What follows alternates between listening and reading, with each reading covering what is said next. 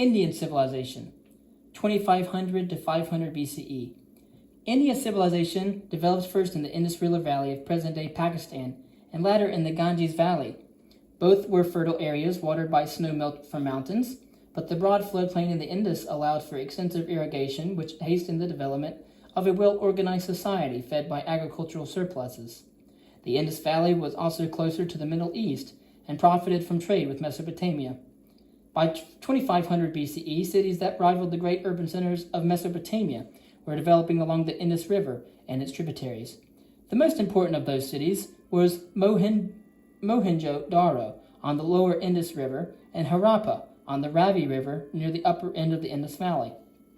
Harappa gave its name to this Indus Valley culture, the Harappan civilization.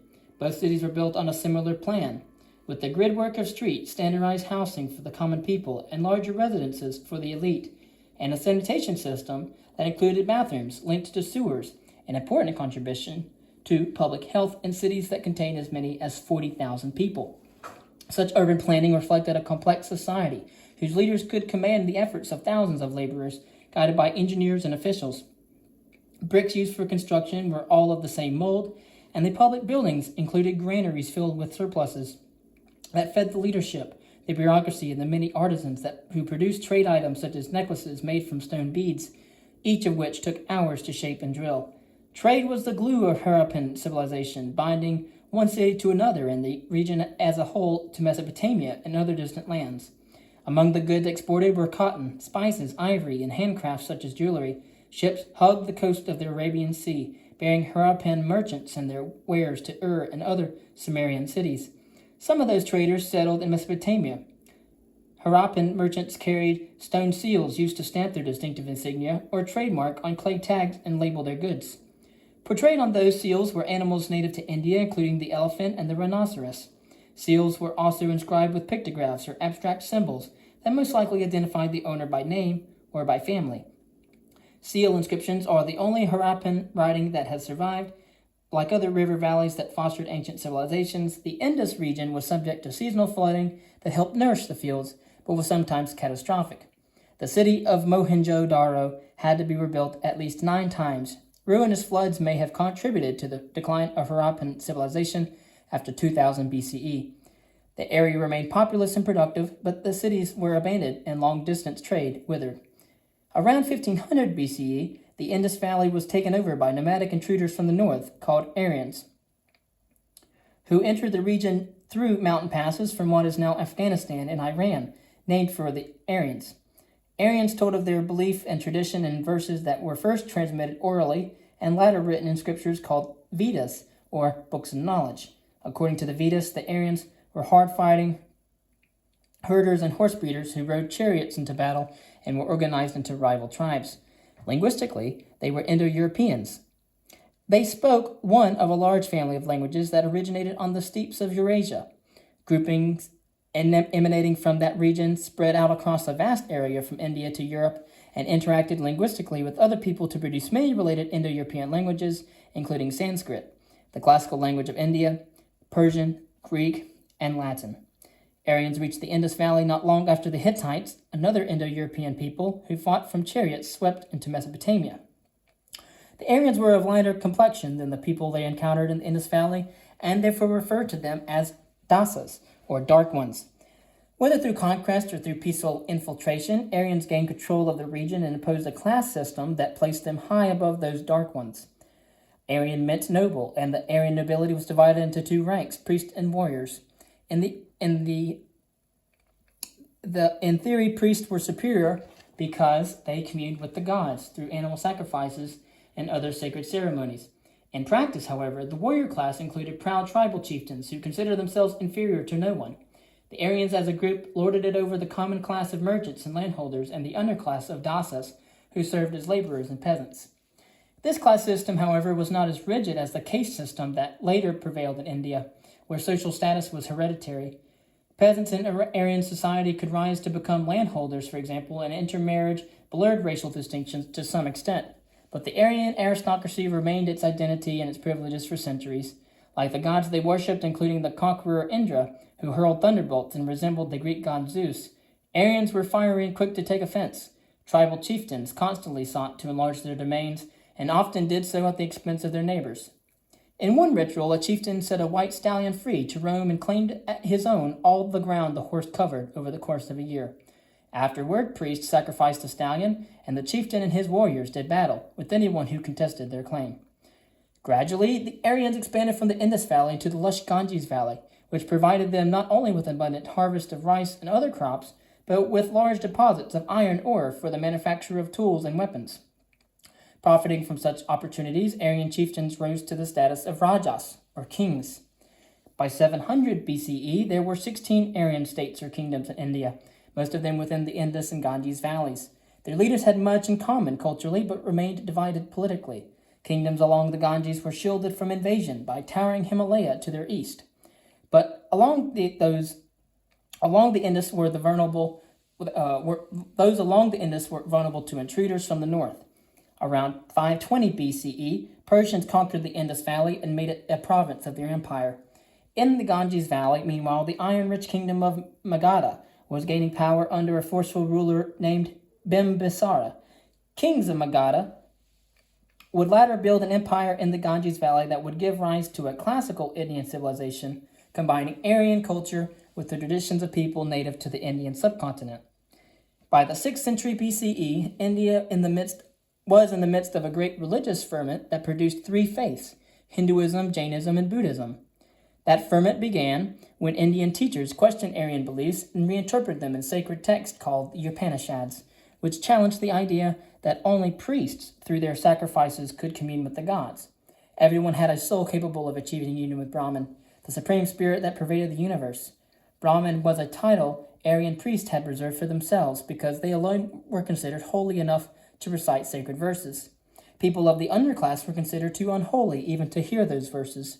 The Upanishads offered an individual of any rank the hope of attaining holiness and salvation by freeing his soul and allowing him to become one with Brahman.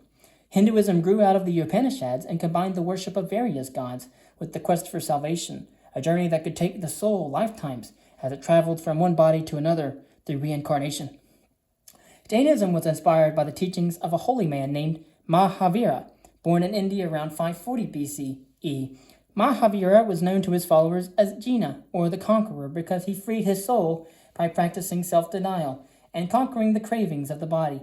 He believed that all living things had souls and that those who harmed other souls would not achieve salvation.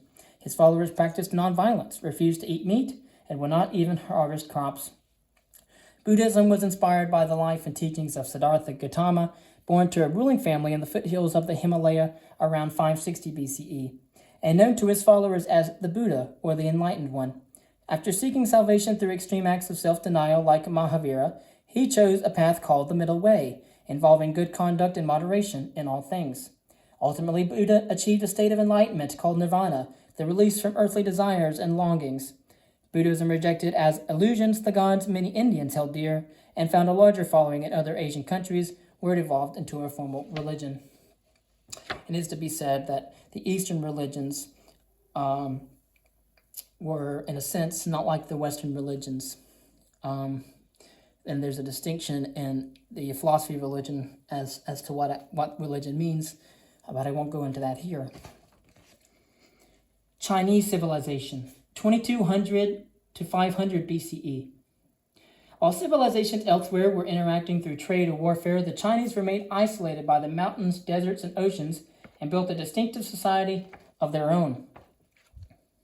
They called their realm the Middle Kingdom, a world of order and stability surrounded by wilderness and chaos.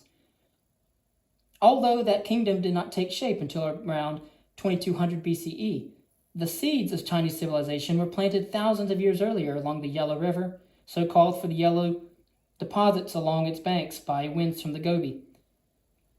These deposits provided fertile soil for the cultivation of millet. By 5000 BC, some people were living in villages along the middle Yellow River and its tributaries and farming on terraces. In the wetlands along the Yangtze to the south, villagers began cultivating rice. Another natural resource of great value to the Chinese over the centuries was silk, unraveled in threads from the cocoons of caterpillars that fed on mulberry leaves and woven into lustrous cloth. Politically, the Yangtze Valley lagged behind the Yellow River region.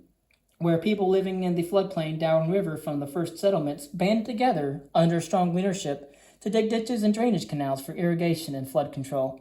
Chinese annals later credit a legendary ruler named Yu the Great with taming the floodplain around 2200 BCE. Just when a kingdom first arose in China remains uncertain, but by 1750 BCE, rulers of the Shang dynasty had asserted control over much of the Yellow River Valley. Chieftains loyal to the Shang ruled the kingdom's provinces with an iron hand and paid their ruler tribute in the form of troops and taxes. One of the few innovations to reach China from the outside world in early times was the chariot introduced from the northwest about 1300 BCE. Battles between chieftains and chariots accompanied by foot soldiers often cost hundreds of lives. To guard against attack, cities were surrounded by walls up to 35 feet thick made of earth rammed between a frame of timbers. In China, as in Mesopotamia, rulers claimed kinship with the gods and were offered human sacrifices when they died. In one royal burial at the last Shang capital, Anyang, along the Huan River, a tributary of the Yellow, more than 60 bound captives were put to death. Among the burial treasures were carved objects of jade, which had religious significance for the Chinese and was more precious than gold. Shang kings had large retinues that included dozens of wives and scribes versed in a complex written language containing thousands of characters. The only surviving Chinese writings from this period were inscribed on bronze vessels or oracle bones, such as tortoise shells. A diviner inscribed questions on the bone and then scorched the object, producing cracks in the surface, interpreted as answers from ancestral spirits. Rulers built temples to their ancestors and consecrated those buildings with human sacrifices as they did their tombs. During the Shang dynasty, Chinese cities grew large and more elaborate. Anyang extended for more than 3 miles. Villages and workshops for artisans, and other commoners surrounded the royal district. Chinese chroniclers later portrayed the last Shang kings who reigned at Anyang as careless rulers who sought nothing but excessive pleasure. The dynasty reportedly came to a dismal end with the reign of a despot named Di Xin, who hiked taxes to support his extravagant lifestyle and tortured his opponents. That was the story put out by usurpers from a province in western China who led a rebellion against the Shang about 1100 BCE and founded the Zhou dynasty. The Zhou rulers claimed they had a mandate from heaven to govern China as long as they did so wisely and justly. For more than 2 centuries, the Zhou dynasty seemed to enjoy heaven's blessing. The kingdom expanded to cover a vast area from well north of the Yellow River to south of the Yangtze. Under the feudal system, the Zhou inherited from the Shang, however, powerful provincial rulers held sway over their own fiefdoms. Many of those Chinese rulers possessed more land than the king, who controlled a small district around his capital. The weakness of the king became clear in 771 BCE when attacks by nomads forced the Zhou to abandon their capital in western China and establish a new capital at Luoyang to the east. The eastern Zhou rulers had even less authority over the local rulers than their western Zhou predecessors. As the kingdom slowly fragmented into rival states, some people longed for the return of strong rulers who would govern China wisely with a mandate from heaven. That philosophy was the outlook of the philosopher named Confucius, born around 550 BCE. He had little impact on his own time, but his ideas were later embraced by ambitious Chinese leaders and their advisors, who reunited the Middle Kingdom and expanded it into an empire.